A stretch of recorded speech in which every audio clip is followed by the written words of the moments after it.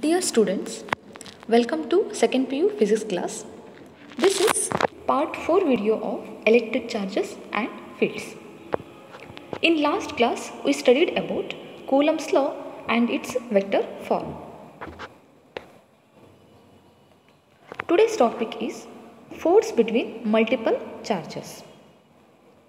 We know force between two charges is given by Coulomb's law.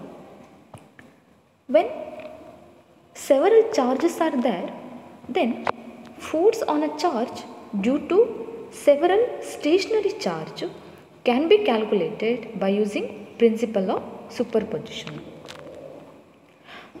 According to principle of superposition, force on any charge due to number of charges is vector sum of all forces on that charge due to all other charges. Okay. To understand this principle of superposition, consider a diagram. So in this diagram there are three charges Q1, Q2 and Q3. Okay. Q2 and Q3 are at a distance R12 and R13 from charge Q1.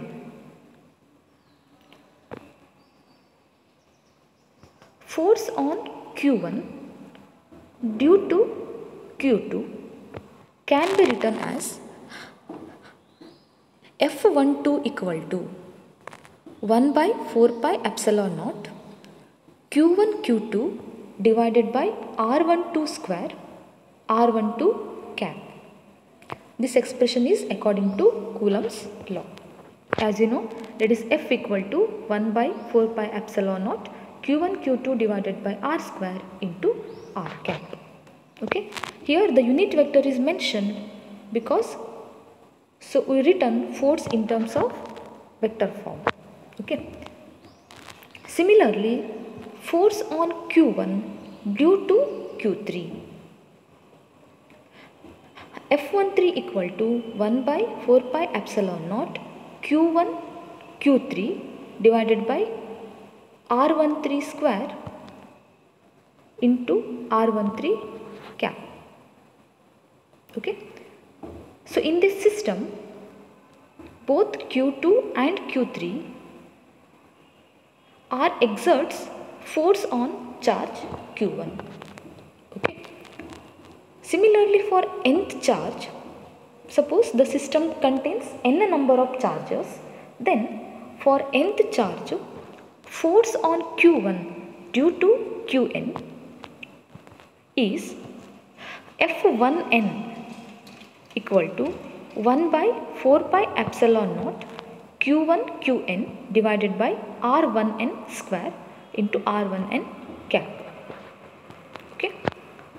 From superposition principle, resultant force on Q1 equal to sum of these all forces acts on Q1, that is F12 plus F13 plus so on up to F1n. Now substitute the values and simplify it, then we will get here in all terms Q1 by 4 pi epsilon naught term is common.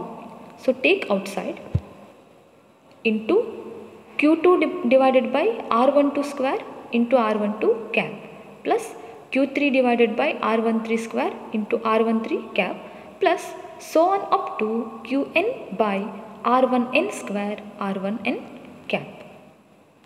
Okay. Here the terms in the bracket can be written in terms of summation. Okay.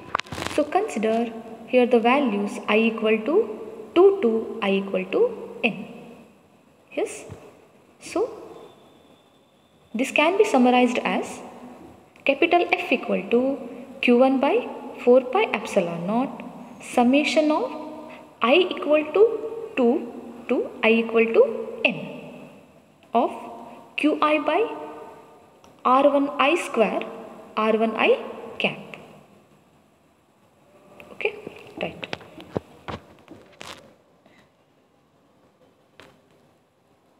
Suppose the system contains 4 charges. In last example, we consider the system contains 3 charges. Here, charge Q2 and Q3 exerts force on Q1, right? Then we calculated the resultant force by using the parallelogram law. Okay. Now, in this diagram, the system contains 4 charges: Q1, Q2, Q3 and Q4.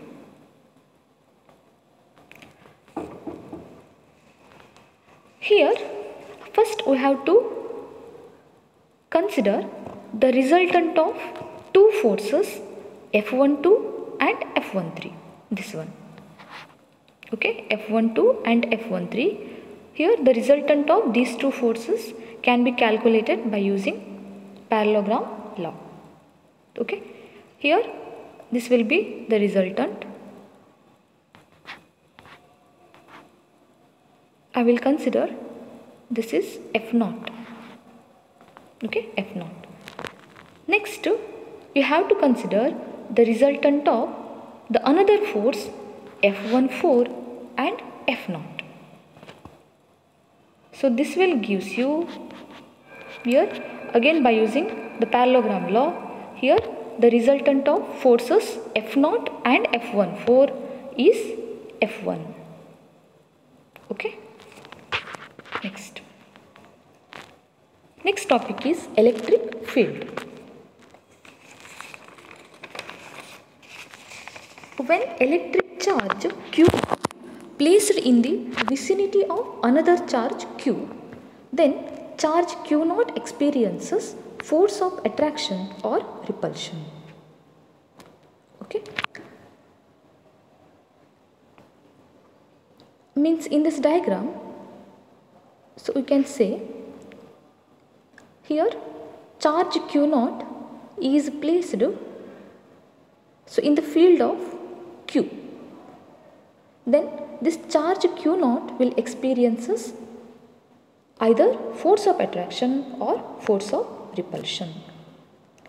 So electric field is a region in which charged particle experiences electrostatic force. Okay. So this is the definition of electric field. Consider a charge Q placed in vacuum at origin O. Let test charge Q0 placed at a point P at a distance r from O. Okay. Here Q is called source charge, which produces electric field everywhere surrounding it, and Q0 is called test charge, which tests the effect of source charge. Okay. So let us consider some facts regarding test charge. This test charge is placed at observation point, means at which point the electric field intensity to be calculated, at that point the test charge is placed. Next point, it is assumed to be negligibly small and force experienced by test charge is negligible. Okay. Generally this test charge is treated to be a unit positive charge. Hence it is assumed to be negligibly small and force experienced by this negligibly small charge is also negligible. Okay. It should not affect the electric field produced by the source charge. It only tests the effect of the source charge. Okay.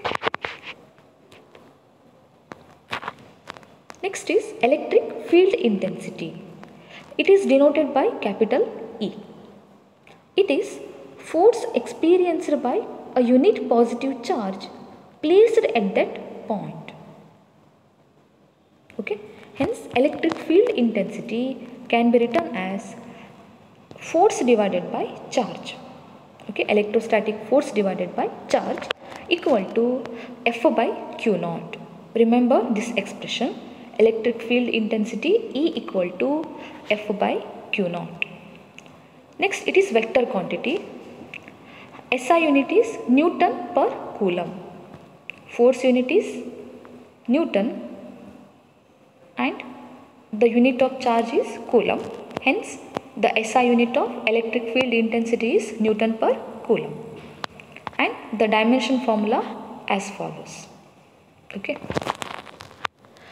Now calculate electric field intensity due to point charge. Okay. Now considering this diagram, according to Coulomb's law, force exerted by Q on unit positive charge Q naught. Okay. Again in this diagram, Q is the source charge which produces the electric field surrounding it, and Q naught is the test charge which experiences the force of attraction or force of repulsion from the source charge. Okay. So force exerted by Q on unit positive charge Q naught can be written as F equal to 1 by 4 pi epsilon naught product of magnitude of charges, that is Q into Q naught, divided by square of distance between them, that is R square into R cap. Now calculate the electric field intensity at point P. E equal to F divided by Q naught. Now substitute the expression of F here and simplify it, then we will get here Q naught and Q naught is getting cancelled. So expression is 1 by 4 pi epsilon naught Q divided by R square into R cap. So this is expression for electric field intensity due to point charge. Okay. E equal to 1 by 4 pi epsilon naught Q divided by R square into R cap. Here magnitude is as follows. And the direction is along which positive charge is placed. Here the electric field intensity depends on source charge and distance of the test charge from the source charge. Okay, it does not depends on test charge. Okay, so remember these points.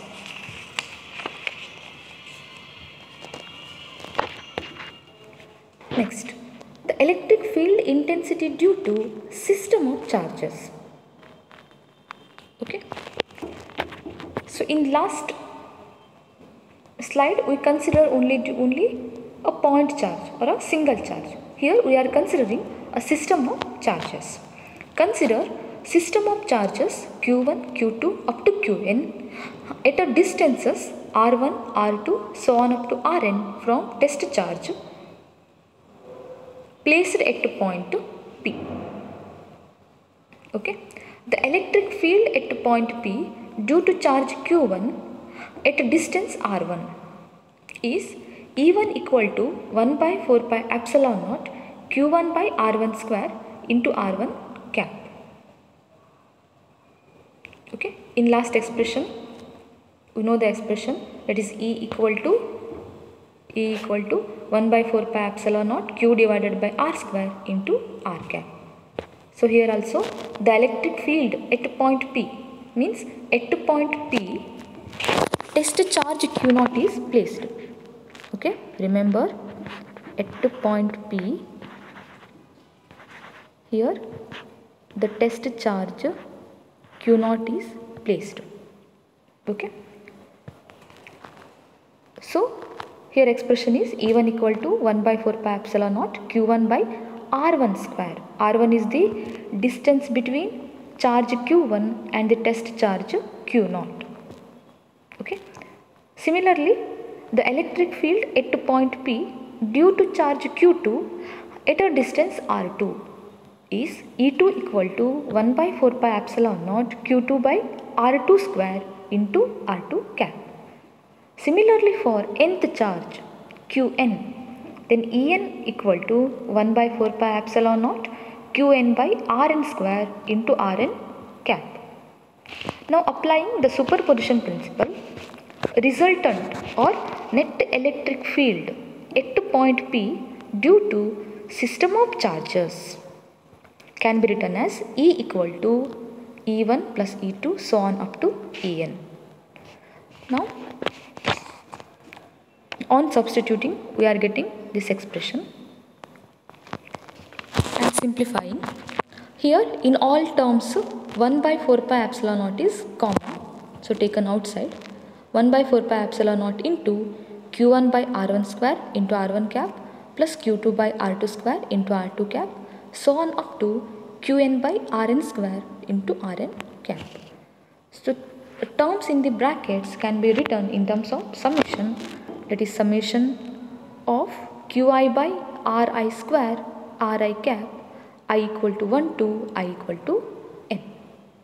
So this is the expression for electric field intensity due to system of charges or multiple charges. Okay. Next topic is electric field lines. These lines represents electric field around configuration of the charges. It is imaginary way of visualizing electric field around charge. So it can be defined as it is path in an electric field straight or curved such that tangent at any point gives direction of electric field intensity at that point. Okay. So hence electric field lines are what? These are the imaginary lines which are used to visualizing the electric field around the charge. So these electric field lines can be straight or curved. Okay. So now consider the electric field lines for some system of charges. First, for single positive charge. Here the electric field lines are radially outward. Yes, the arrow mark is in the outward direction. Okay, so remember, for single positive charge the electric field lines are radially outward. For single negative charge these electric field lines are radially inward. Okay, radially inward means here the direction is towards the charge. Towards the charge. Next, pair of equal positive charges. Here the system contains two charges, two equal charges, that is two positive charges. Here the pictorial representation of electric field lines as shown. Similarly for pair of equal and opposite charges. Equal and opposite charges means here both the charges are having equal magnitude, but so their polarity is opposite. Okay. So remember these patterns. Now consider properties of the electric field lines. This is important for exam point of view. The question may be asked for 3 marks. Okay. First one, these are continuous curves without any breaks. Okay. So you may consider here in these two patterns these curves are, or these electric field lines are continuous curves. Yes, continuous curves without any breaks. Next, it starts from positive charge and end at negative charge. Yes, here consider this system. Here the arrow mark represents this one. Here the electric field line starts from the positive charge and ends on negative charge. Okay, here arrow mark is like this. Yes, it is positive charge and this is negative charge. Hence here it starts from positive charge and so ends on negative charge. Right?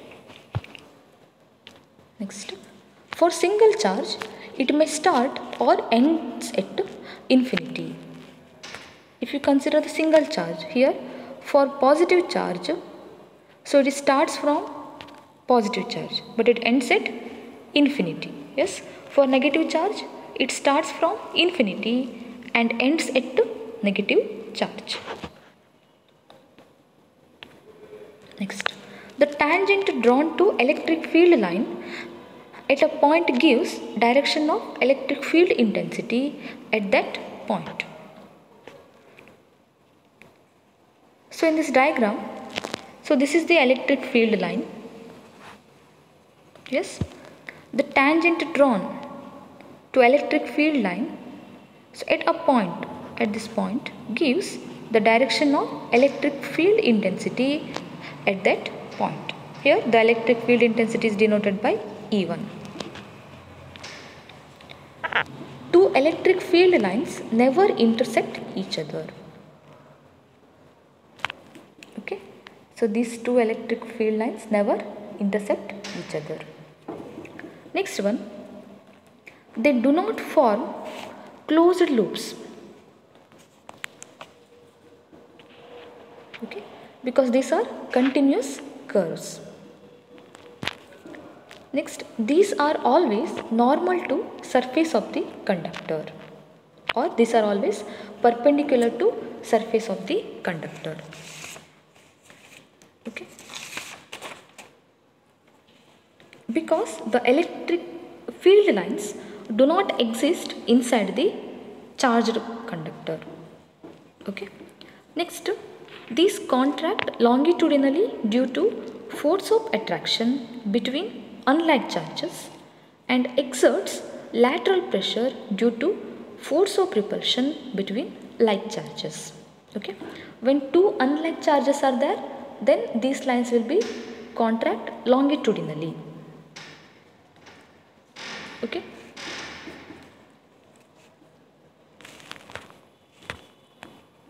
so you may observe in